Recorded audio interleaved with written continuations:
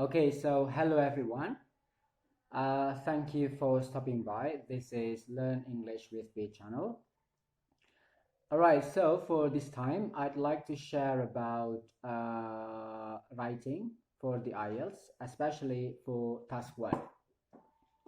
Okay, there are something that you should know before writing. So for this moment, I'm going to share about the time and then the types of the task and then the format. Okay, so let's discuss from the very first one, the time. For the writing section 1 or task 1, you are going to have 20 minutes only, no additional. Okay, and then for the types of the task, you can get you probably can get the comparative graph or graph with trend or process or maps. Okay, here for comparative and trend actually can be similar in terms of the data or the figures or the graph, but then for the process and maps, those are very different from the previous two. Okay, so for this moment, I'm going to make sure that you understand which one is the comparative graph and which one is a graph with the trend. Okay, one thing for sure, one thing that you should remember is the time given. Okay, pay attention to the number of time periods in the question. Is it no time given, or is it one, or is it more than one? All right, if after analyzing the question and then there is no time period, so you are going to write what's so-called as a comparative graph.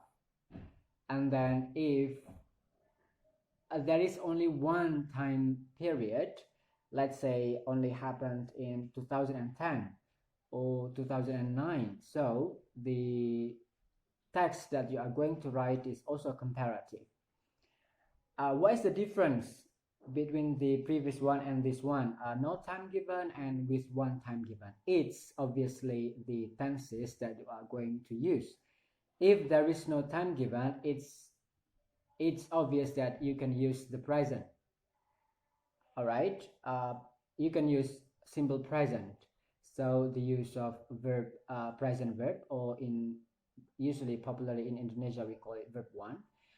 Or if there is no verb, you can use auxiliary verbs such as the to be, is, or are. It depends on the subject. All right, and then if there is one time given, for example in 2009 or in 2010, so obviously you refer to the previous time, so the tense that you are going to use is the past, simple past, for example. Okay, so I hope it's clear. And then the second one is the graphic with trend. It means it has more than time given. For example, I'm going to read the example here. For example, the chart below gives information about the number of social networking sites. Okay, it's a comma. All right.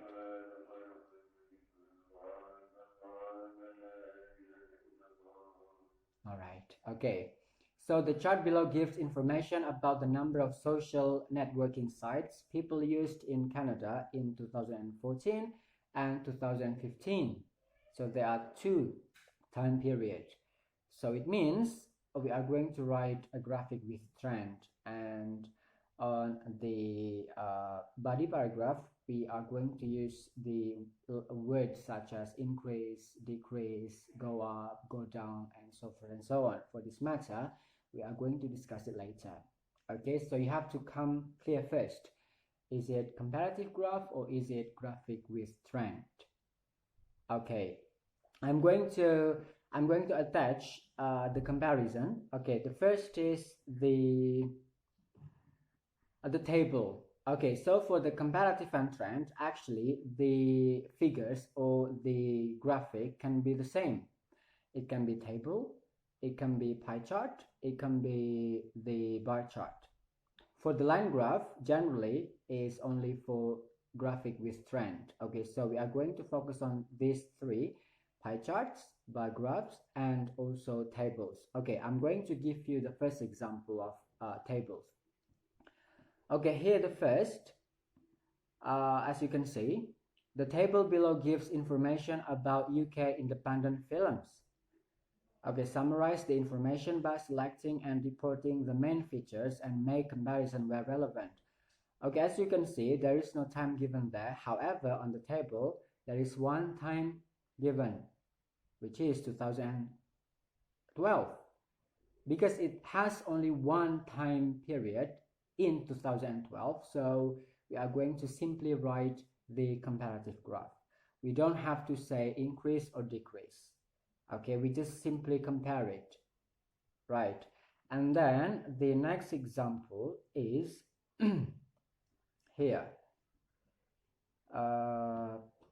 Okay, the table below gives information about student enrollment at Manchester University in 1937, 1967, and 2017. Okay, as you can see, there are 3 years. So more than one time given there. So although the previous one and this one, the graph is table, but then we need different treatment to write these two.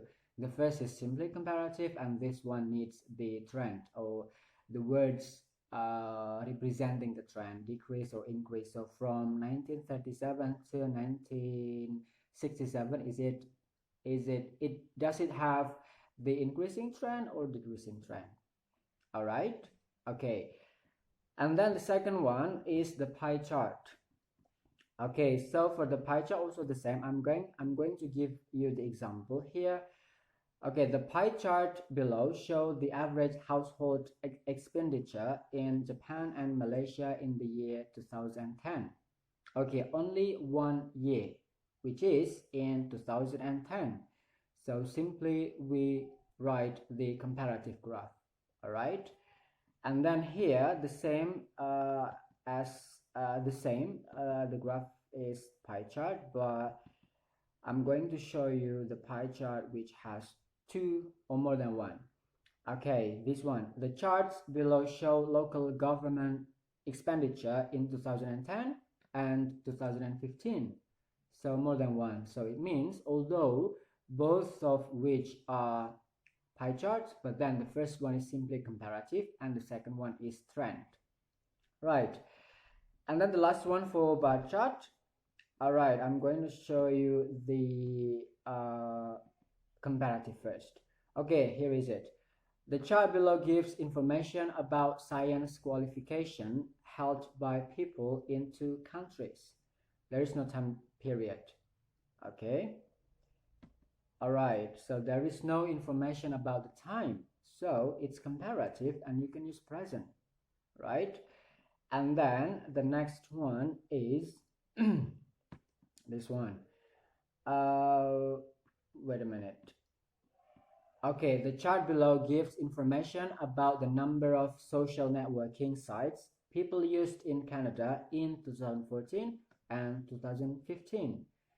So the same as the tables and then pie charts. Now, if you get the bar graph, make sure the time given first. So you can decide, oh, this one is simply comparative, this one is trend. So you can plan the language. All right. So, all right. Meanwhile, for the line graph, so mostly the treatment for line graph is trend. So you show the decrease or the decrease or the increase or the fluctuation of it or the stability of it. Okay. And then there is a process and maps. Okay, for the process, it can be man-made process, for example, how to make coffee or how tea is produced, for example.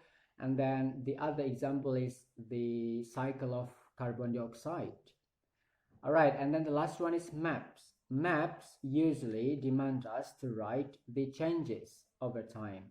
So let's say the the changes it happened in a certain cities back in the day and then nowadays, so we can compare what happened there. All right, so for this one we can discuss it further later on. Okay, and then next one for the format. So basically, whatever the graph that you have, whatever the figures, is it comparative, is it a trend, or probably process or maps, the format actually is, let's say, the same. You have to provide your text or essay with the introduction, and then the overview, and then the body. For the body, at least you can write 2 body paragraphs. Okay, I'm going to describe the general thing about what should you write for the introduction, and then what should you write for the overview and the body. For the further and the complete one, I'm going to discuss it later. All right, so for the introduction, actually you can simply paraphrase the question. Okay, what is paraphrasing actually? Paraphrasing means that we can change the words, the wording. We just simply use different wording for the same meaning.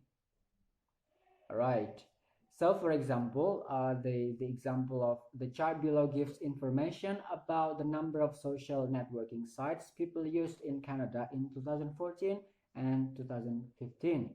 So you can say the bar graph illustrates the information about how many people use networking site in Canada in 2014 and 2015. All right, so actually for the introduction, some sources say that you don't have to think this part very seriously. All right, because we simply need to paraphrase it. All right, after writing the introduction, we need to write the overview. This is vital. All right, so for the overview part, we need to analyze the general thing about the data.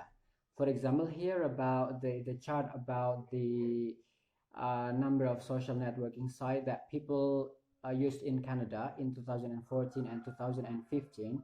We can have a look here that the highest number is for one site, and then it's followed by 2 sites. Okay, we can include these 2 for the overview, and then because it's a trend, you can have a look that the year is in 2014 and 2015. So we need to include the trend. As you can see here that almost all sites had the increasing number, except for one site and no sites. All right, so those are the the thing that you need to include on your overview. Okay, and then on the overview part, you don't have to state how many or the number. Okay, so you just simply state the general idea, comparing and then stating the trend. All right, and then the body, for the body, as I mentioned earlier, that you provide 2 body paragraphs. So first of all, you need to come clear what kind of how the organization of your paragraph. So you have to group the paragraph. Okay, for the technique, we can discuss it later. Okay, for each paragraph, you have to show the trend and then compare or contrasting the number. Okay, for the body paragraph, you must include the number. All right, so I think that's all for the introduction of writing IELTS task 1. Hopefully it gives you insight, and thank you very much, and have a nice day, and bye bye.